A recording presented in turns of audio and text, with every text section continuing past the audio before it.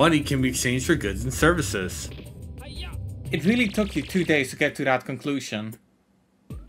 Shut up. Wait, hang on. Let me quickly go over the uploading schedule. Okay, so at this point, 1 is out. Today's a Friday. 2, 3, and 4, 5. Yeah, it took you 2 days. Screw you. Welcome to the last Maybe later. New Friesland level, Hot Springs. Doesn't look so hot. Or just Hoth. God damn it, D-pad. Yeah, and I also would make. Would you believe I don't go to the hot springs in this episode? I believe you. Yeah, no. You know, there are enough monkeys in this stage to actually before you even get to the hot springs. Also, this playthrough is the first time I learned that you actually can hit enemies with the sky flyer. I never knew that. Really? Nice. No. Nice. Just, I mean, to be fair, what did that to be snowman fair, ever do to you? Attack me? I mean, that's Sorry, one thing Andrew. Go ahead. I do like when even to this day you can still discover new stuff about games that have been out for like 2 decades, 3 decades. Yeah. Okay, it's not 3 decades because PlayStation 1 wasn't out by then. The point still stands. It's just proceeding to find new stuff. Yeah. Also, I have no idea why the hell there's Okay, that looks like the polar bear from Crash. It looks more Gex-like to me.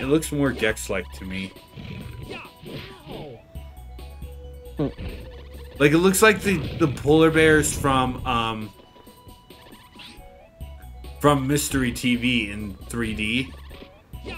Well, Gex Deep Cover Gecko. And just painted white. I still need to get into Gex. Well, we have that. We have Gex Trilogy coming out. Yeah, when is it coming out? Yeah, no idea. Exactly. Speaking of the Gex trilogy, Go so you guys know how in the trailer revealed like there was that animation of Gex? Yep. That was actually done by a YouTuber who had recently done a video of Infinity like Train. if Gex was like a Disney cartoon for Toon Disney. Oh, nice. Yeah. Yeah, so I guess like they liked like the animation so much that they actually hired him to do the Gex animation for the trailer. So to be fair, hired nice. that man.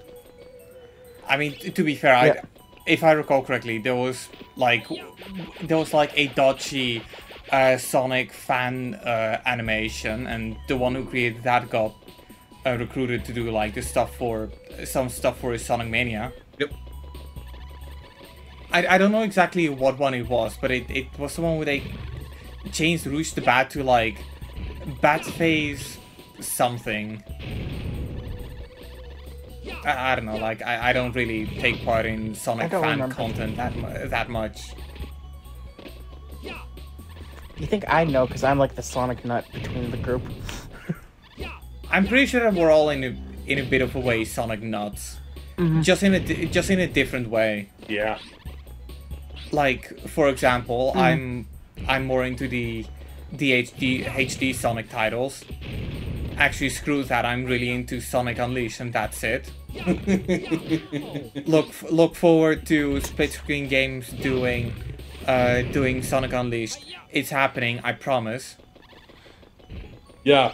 We'll do Split screen games. You mean Split Screen Squad?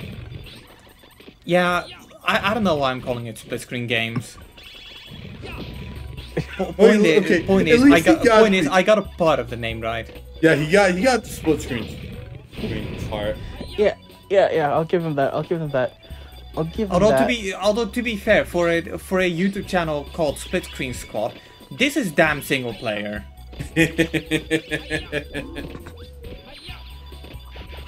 Like D-pad.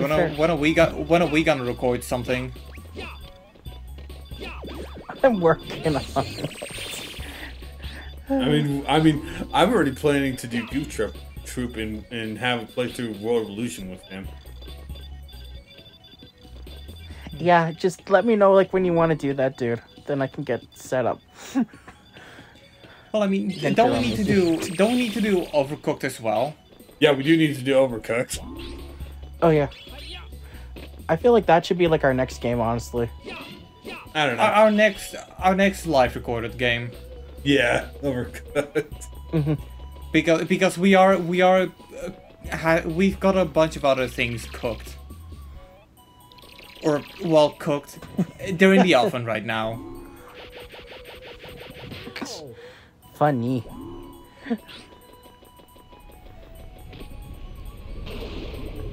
Nope, I'm not going to explain why I did that. I want to know, why did you do it? No, I'm not explaining it. Why did you do it? I'm not explaining that. Don't make me call my partner.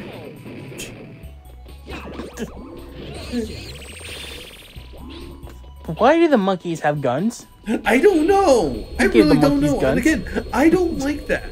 I don't like the monkeys with guns. Okay, so where is this supposed to be taking place? This is the Ice Age. Right. So it couldn't be Detroit. Oh, god damn it, AJ.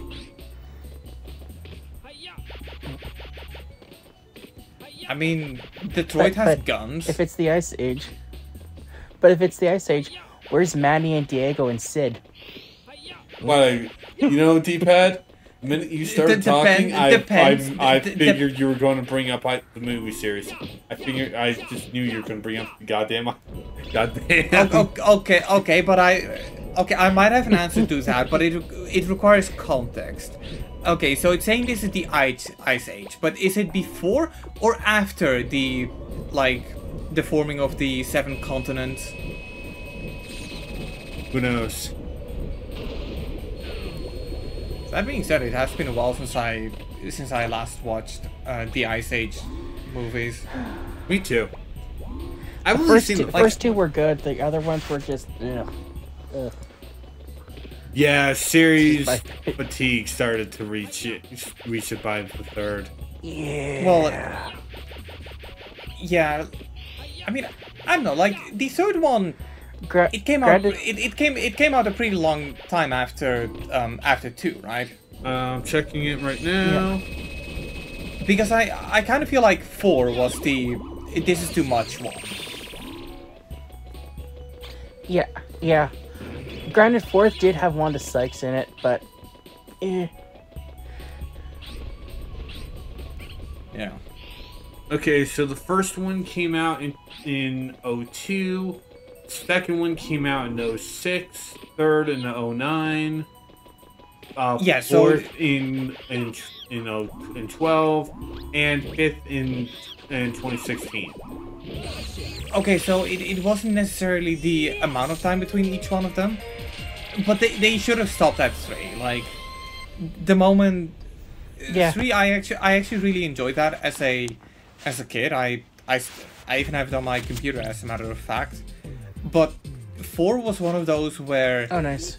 I like watched it once and I watched it once. Jake Race number 2. Granted, I did get the Wii game as a birthday present, or not birthday. I think it was Christmas. Problem is, my birthday's in November, so it might as well have been a Christmas present, or a present for like a national thing we have. It's a really long story. So I'm not going to tell it. I mean, this is kind of part of the rest of the episode. This and the second minigame. Right. Well, okay. Let me just keep it very basic.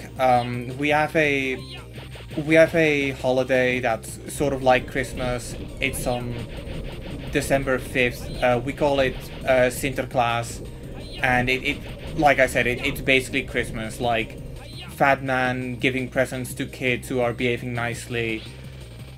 Even though it's always been more like, hey, you have rich parents. Sinterklaas is a capitalist.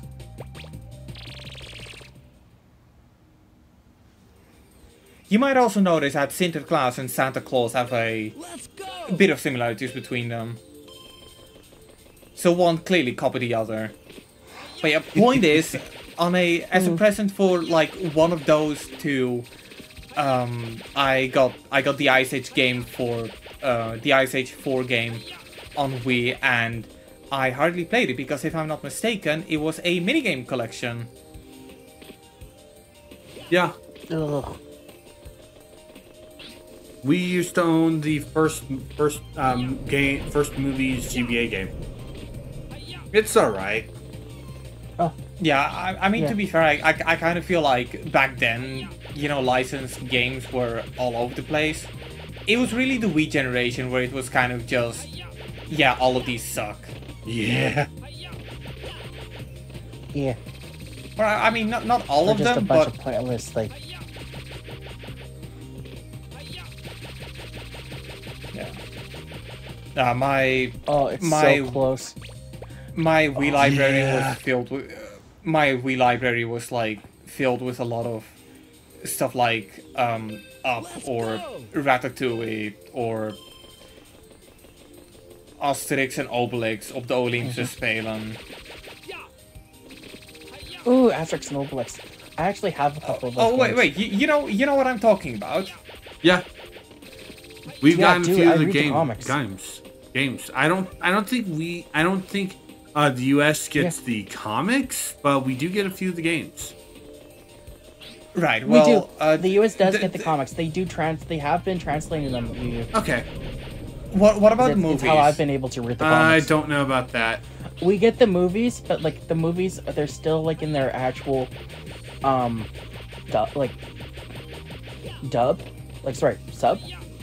But like we just get like the English subtitles on them. Okay. Yeah, because I know that Asterix and Obelix, it was pretty popular here. The movie where they had the Olympic Games was one that I, as a kid, really watched, and even though the Wii game wasn't that good in my opinion, I mean, it was alright. I kept returning to it, even though on the Wii there was a way better game with the Olympics, 1-against-1. They actually have a couple of like the movies translated into English, edgy, like a bunch of the animated ones, and then there's one of the movies, Asterix. Well, the one that I'm talking about is live action. Really, something like that got a live action. I know the ones you're talking about. Yeah, no, it's live action. They recently made one. They recently made like another live action movie right now. Really, I need to seek that out because that's like that's like childhood right there. Yeah, no. When COVID hit, like I was looking for stuff to read, like because I've read through like my Ranma 1/2 Sailor Moon collection like so many times, so I was getting bored of it. So a friend of mine, Steven, suggested that I read Asterix and Obelix. So I started reading that, and I fell in love with this series. I even have a copy of the Asterix and Obelix cookbook, believe it or not. I didn't even know there was one. I didn't either. Yeah. But when in, I want to say 2017, I went on vacation to Italy, and on the way back, we basically stayed like two nights in a Formula One hotel in France. For those who don't know, a Formula One hotel is kind of one where you're expected to check in at the last minute. So it's kind of, you go in because you needed a place to sleep quickly, and in and out basically. But yeah, on the way home, we actually dropped by Park Asterisk. Asterisks. I hate that I have to mix up the Dutch and English version, but whatever. Oh, not even Dutch, like French. Yeah. So we went to the theme park, and it was actually pretty good. The only problem that I had was that in the souvenir store they were selling the first comic. They only had it in French. And as a lot of you guys already know, I kind of have a strong hatred against French.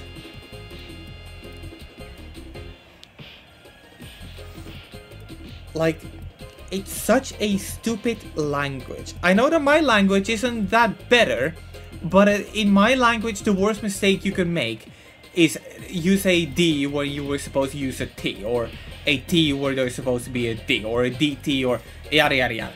In French, the worst mistake you can make is misgendering a fucking table.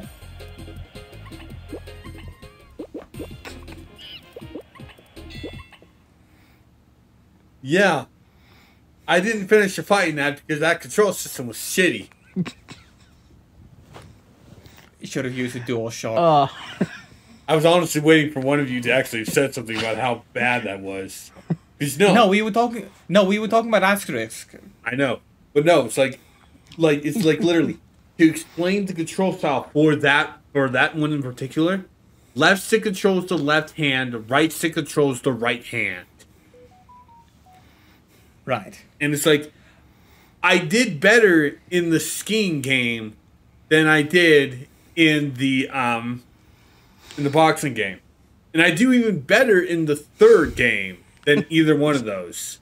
Because that actually is a game mode that actually works with the control system of Ape Escape. Right. Well, anyway, as the episode is coming to an end, I do want to finish it off with something I just find absolutely hilarious, and it's appropriate because we were talking about Asterisk and Obelix. So you guys know that there is a bunch of games of them, right? On the Switch, Asterisk and Obelix XXL or something like that. Yeah. So funny story Rumble about that. and Las Vegas. I don't know which one of the two it is, but if you look that game up on the Switch and you look at the screenshots, they were using PlayStation prompts. Oh God! Nice. No, good job. I actually have the games from that are on the Switch. I don't have the newest one. That's like the beat 'em up one, but that's on my list. I think it's the beat 'em ups. Yeah. Good job, Game. But no, I mean the recent one was like developed just as its own game. Like it's a new game in the series. Like it's not a remake or anything. Yeah, because if I'm not mistaken, I know the games you're talking about. Yeah, but weren't they also just remakes of like? I know the ones you're talking about. PS2 games. The XXL series is the PlayStation 2, Xbox, GameCube era.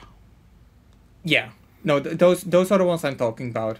Okay. Yeah, I've got it right here. Yeah. If you go to Asterix and Obelix XXL2 on the Switch and you take a look at the third screenshot, it shows a button that just says R1.